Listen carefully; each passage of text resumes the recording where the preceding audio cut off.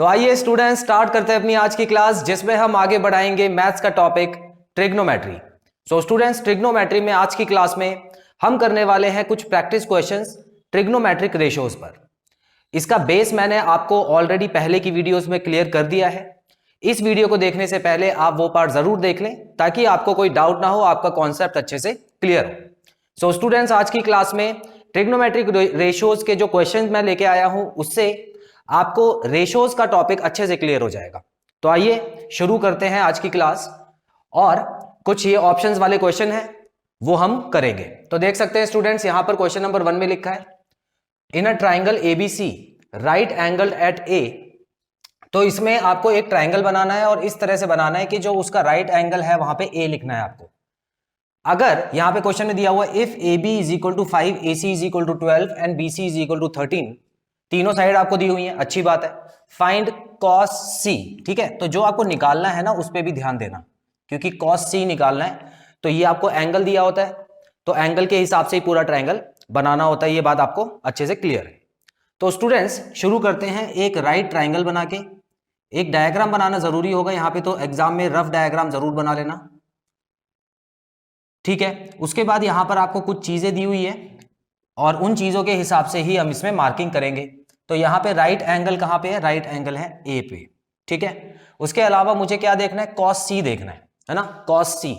तो इसका मतलब जो सी है वो नीचे होना चाहिए राइट एंगल के साथ। तो ये लो, यहां पे मैंने सी बना दिया, और बचा क्या? बी बचा है, तो यहां पर मैंने बी लिख दिया, ठीक है। तो ये नीचे होगा तो क्या करना है? अगर ये सी नीचे होता है तो इसको बेस मान के चलना है और इसको हाइट मान के चलना है, मतलब परपेंडिकुलर, ठीक है। परपेंडिकुलर और हाइट जो होती है वो एक ही चीज होती है, ठीक है। तो यहां पर AC की वैल्यू क्या दी हुई है स्टूडेंट्स? ये 12 दी हुई है, तो सीधा आपको 12 लिखना है। AB की वैल्यू क्या दी हुई है? 5, और BC की वैल्यू क्या दी हुई है? 13। तो इसका मतलब ये हो गया बेस, ये हो गया परपेंडिकुलर, और ये हो गया हाइपोटेन्यूज। इतना क्लियर? अच्छा, इसमें कभी कंफ्यूज मत होना कि अगर मुझे डायग्राम बनाना होता कुछ इस तरह का कि B नीचे होता तो भी जो AC की वैल्यू लिखते हैं ना आप, वो 12 ही लिखते। इसमें कंफ्यूज मत होना कभी भी, ठीक है ना। AC अगर क्वेश्चन में 12 दिया है तो उसको 12 ही लिखना है। अब मान लो कि ये ट्राइंगल आपने कुछ इस तरह का बनाया होता, देखो इस तरह का बनाया होता, और यहां पर तो हमको पता है A है और यहां पे C होता, ठीक है ना। सॉरी, यहां पे C ना होके B होता, पहले नीचे B होता और ऊपर C होता इस बार।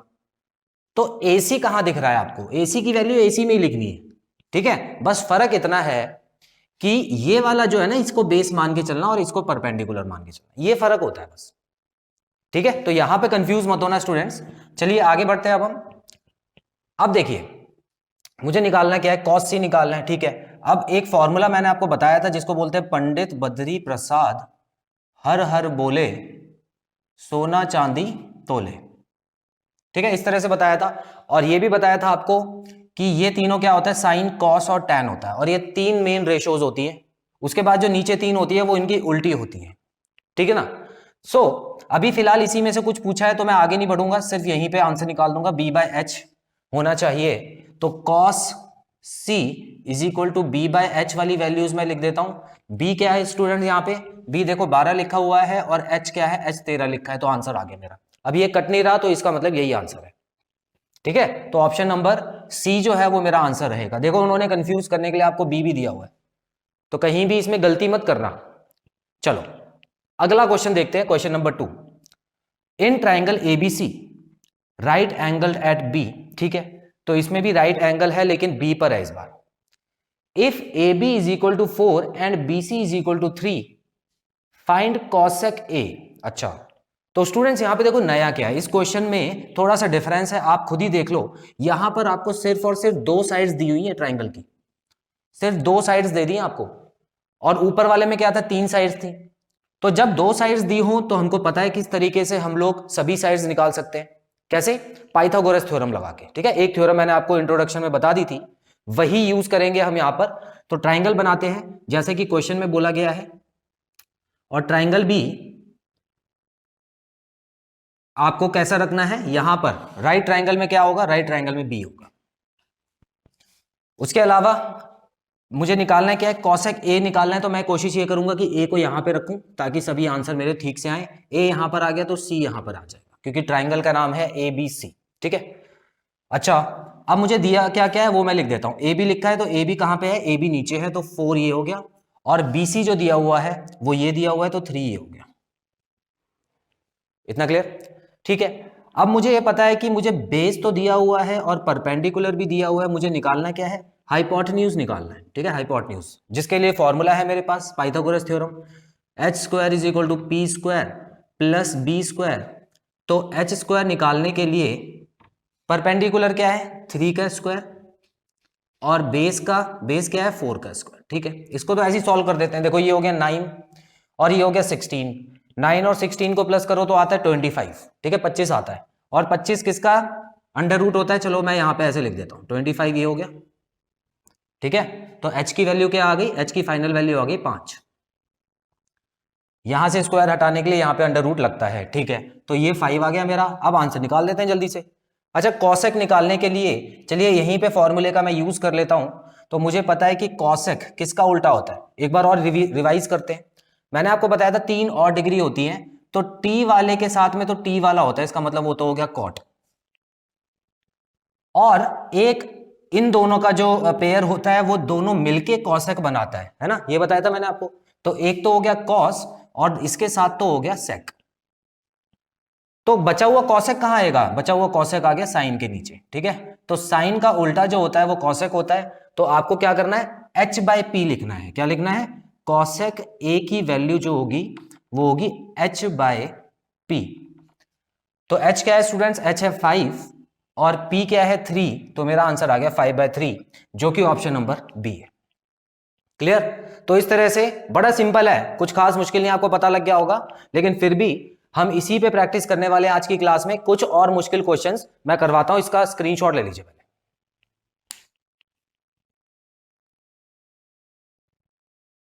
तो चलिए स्टूडेंट्स बढ़ते हैं अगले 2 क्वेश्चन की तरफ।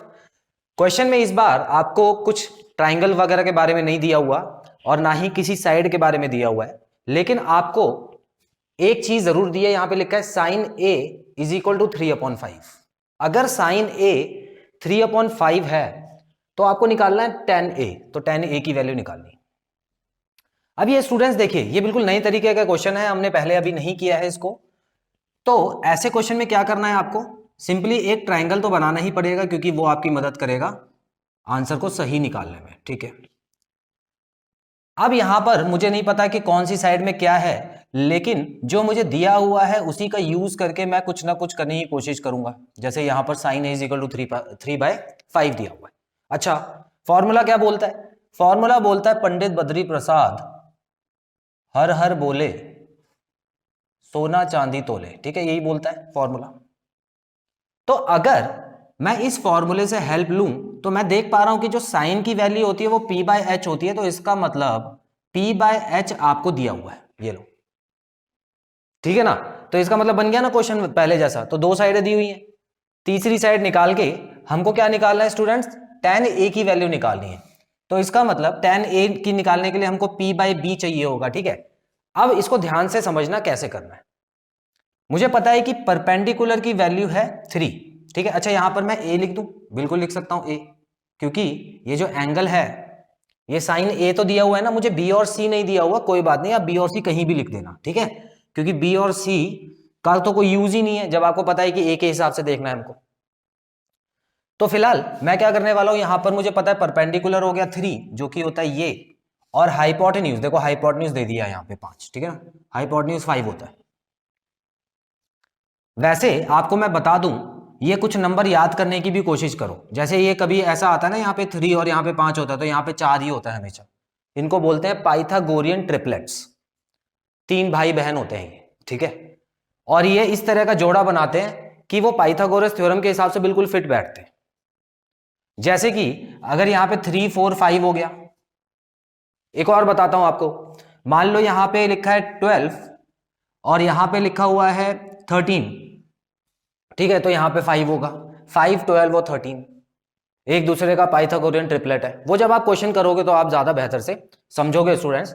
तो यहां पर मैं फिलहाल, मुझे पता है कि इसको सॉल्व करने के बाद यहां पे 4 आएगा। चलिए मैं करके भी दिखा देता हूं आपको, क्योंकि h² is equal to p² plus b² है, तो h का स्क्वायर क्या है, देखो h ये दे रखा है 5, तो ये हो गया h का स्क्वायर 25 हो गया।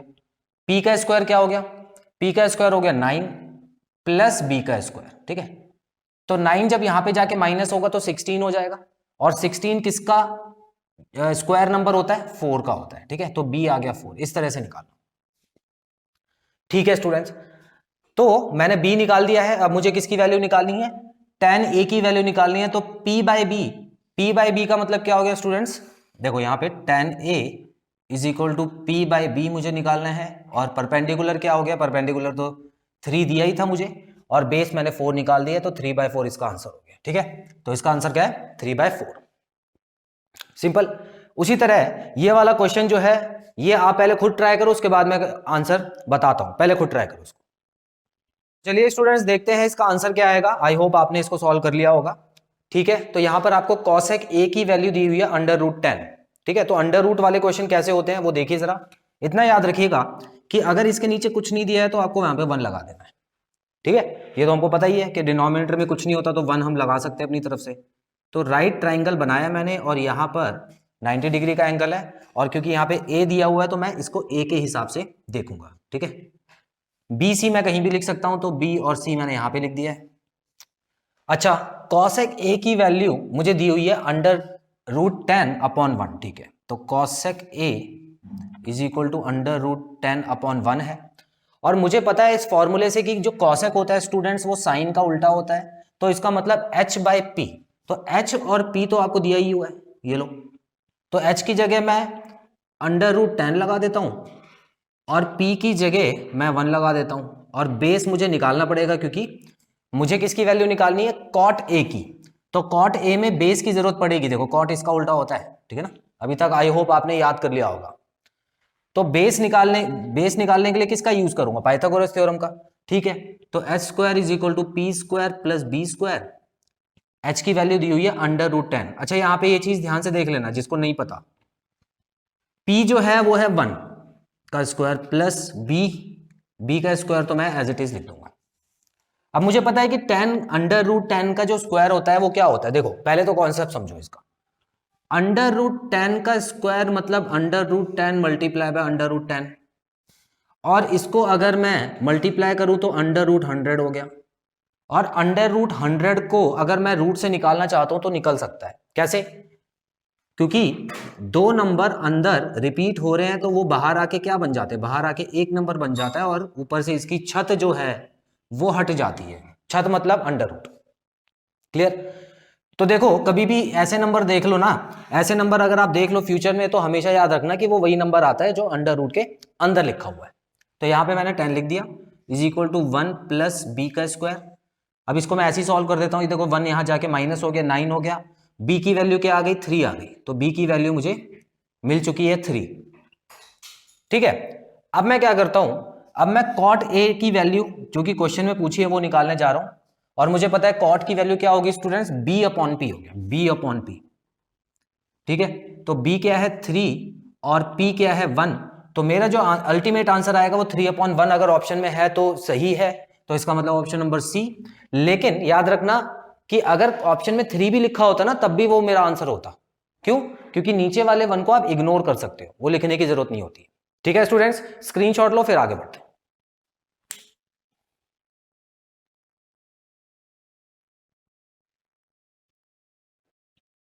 सो स्टूडेंट्स आप देख सकते हैं क्वेश्चन नंबर 5 में, in a triangle ABC right angled at B, if sine A is equal to 3/5 find sec C. अब देखो इस क्वेश्चन में एक नई चीज है, ठीक है। आपको लग रहा होगा ये बिल्कुल वैसे ही कर सकते हैं, लेकिन नया क्या है स्टूडेंट्स, नया ये है कि जब इन्होंने वैल्यू दी है तो वो एंगल ए के हिसाब से दे रहे हैं, एंगल ए के हिसाब से देख रहे हैं, ठीक है। लेकिन जब वैल्यू उन्होंने पूछी है तो आपको एंगल सी के हिसाब से देखने के लिए बोल रहे हैं, ठीक है। तो इस तरह से आपको क्वेश्चन करना है। तो यहां पर अभी तक जो आ रहा था, यहां पर जो दी थी वो भी ए था, और जो पूछा था वो भी ए था, तो हमने बड़े आराम से कर लिया। लेकिन इसमें कुछ वैल्यूज चेंज हो जाएंगी। अब देखते हैं क्या कैसे चेंज होंगी।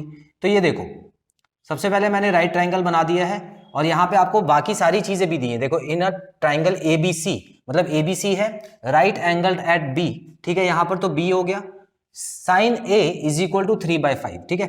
तो साइन ए, तो पहले तो उन्होंने बोला है कि ए के हिसाब से देखो, ठीक है।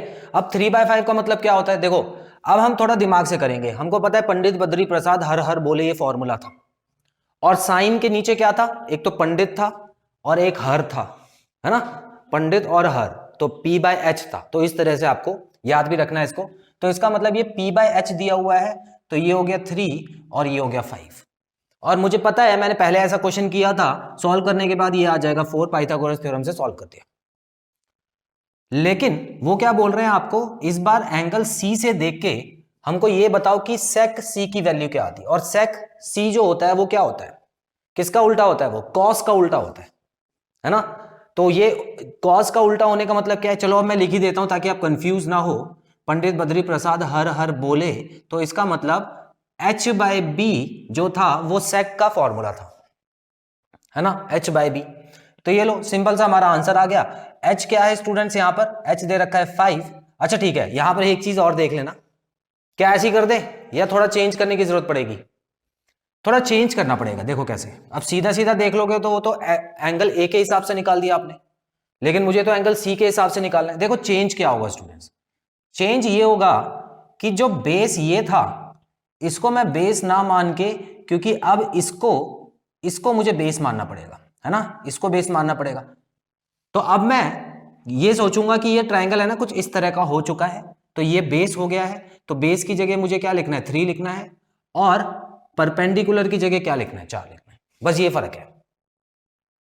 तो मुझे पता है H/B लिखना है, सेक सी के लिए H/B होना चाहिए, तो H मेरा क्या है, H तो 5 ही रहेगा, और B की जगह क्या आ जाएगा स्टूडेंट्स, 3 आ जाएगा। तो 5/3 जो है ना वो आंसर। यहां पे आपको ऑप्शन में 3/5 भी दिया हुआ, देखो अगर सीधा निकाल देते तो आपका 3/5 आ जाता आंसर, ठीक है। तो इस तरह से आपको क्वेश्चन को समझ के करना है अच्छे से। ये कुछ सिंपल क्वेश्चन थे, ये सबसे बेसिक क्वेश्चंस करवा रहा हूं आपको ट्रिग्नोमेट्री के लिए। हालांकि देखिए 10th लेवल की जो ट्रिग्नोमेट्री है वो उसमें मुश्किल कुछ है ही नहीं, इसी लेवल का चलता रहेगा, बस आपको थोड़ा सा अपना IQ यूज करके क्वेश्चन को सॉल्व करने होंगे।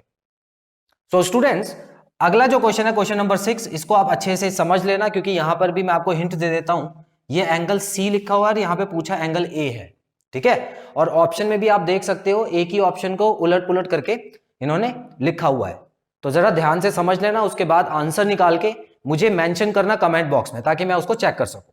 सो स्टूडेंट्स, आई होप आज की क्लास में जो भी मैंने क्वेश्चंस कराए हैं आपको क्लियर है और कोई भी डाउट नहीं है। तो बहुत जल्द मिलते हैं अपनी अगली क्लास में। Till then take very good care of yourselves, have a nice time, God bless you, bye bye.